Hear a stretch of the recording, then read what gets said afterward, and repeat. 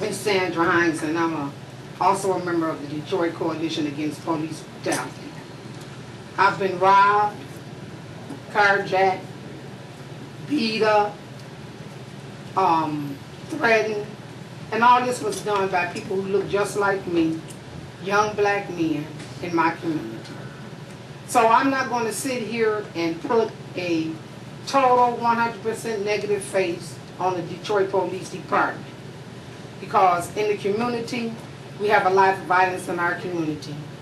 Some of our children are some of the most violent people you can ever meet, which because now we have children who aren't raised with our values, they're raised with television values and videos and all of that. So when the lady was saying it's on both parts, it is on both parts, and we got to face reality. That we also in the community, as it relates to our children, as it relates to our neighbors and what have you, that we should be trying to live in a spirit of harmony and peace. That's something you don't hear people talk about much. But now on the other side of the coin, in Detroit, we got 8 to 9 different police departments operating and running around in Detroit. We in the limited confines of Detroit in terms of area, and they seem to be in here watching us 24/7. It's not done in any other city in the state of Michigan, the way that we are being patrolled by law enforcement. Now, I don't know if it's because of the obvious, and I'm not going to say, I'm going to leave it up to your own imagination, but that they need to stop it. The criminals, we got a lot of criminals. Some people got criminals in there, and some people do criminal things. They buy hot stuff, they perpetuate this crime, they don't talk nice and friendly to each other and what have you. And then when these kind of incidents happen, then they all of a sudden they on the other side of how we should be this and that. What happened was a military attack on a family in Detroit. It ain't the first time, y'all. They brought in the tank under Billy Cummings a couple of times. They actually brought in the tank out in southwest Detroit. And so, not only did Ayanna die, what about all the other kids that died in the last, 6 months? Yes. You know, all of a sudden everybody's all bent out of shape because of kids. It's been kids being killed all alone. And ain't nobody had no outcry. So finally we get to the outcry. We finally have gotten to the outcry here in the city of Detroit. From all these deaths. We had 1,000 deaths in 2000. We had 1,000 deaths in 2001. Where was the outcry then for all of those kids? You know why it's an outcry? Because they was killed in ways that we have accepted. This was the first time that the child was killed. We actually saw some military attack on people. But actually came in with a television camera. So they could show it on these shows like cop shows, where they show people being beaten, police wrestling people to the ground, police chokehold, all kinds of stuff. And people run home to watch these shows. Like they run home to watch 24 and all these other torture shows. They don't go without watching cops. They sit glued to the TV and watch the police beat us down. And it's happening because, and the reason why they can do a cop show is because it's happening in the communities right now for real. We play out cops. Y'all play out cops every day, somewhere in some neighborhood. And so I'm saying all that to say that the coalition the Detroit Coalition Against Police Brutality is getting ready to offer up and have been trying to offer up peace zones for life. Will y'all help us? And I'm talking about the police. Will y'all help us offer up peace zones for life by coming into our communities and executing yourselves as professionals? Quit coming in there talking to us and calling us a bunch of names and acting like we don't mean anything. It is a two-way street. And so and that lady is right. We all got to work on this one for real. Are you willing to roll your sleeves up and do it other than just through talk? Now, I'm going to end with this. The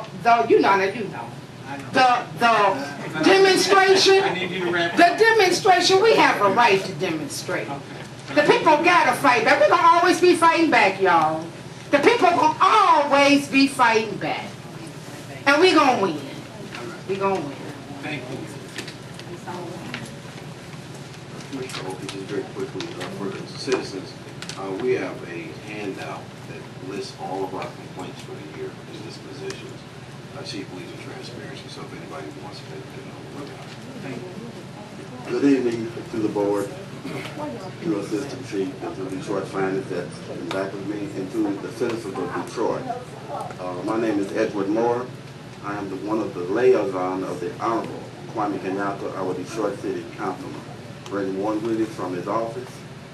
As I go through the city, of so many meetings that I go to for the councilman, I hear the cry of our citizens. There are citizens who are saying that the crime is out of control. That's the majority of the meetings that I go to that I hear the people speak on. Also, I do hear of people who are saying that our police officers are out of control.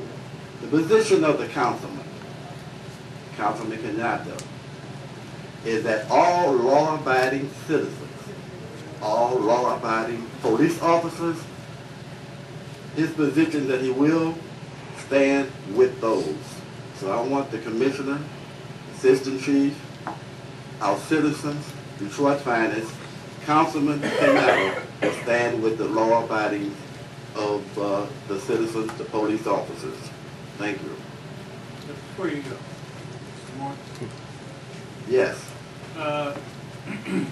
we received a copy of a letter in this office from the councilman with regards to the alleged video of the incident.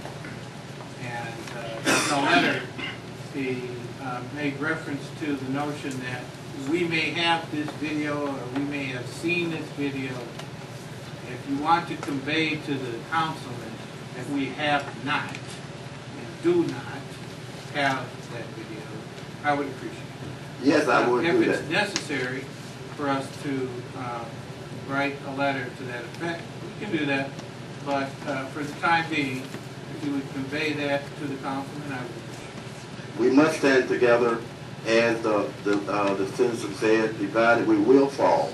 And that as a community, the councilman has said so many times, use his office, it's your office, and he stands with the righteous. Thank you. Thank you very much.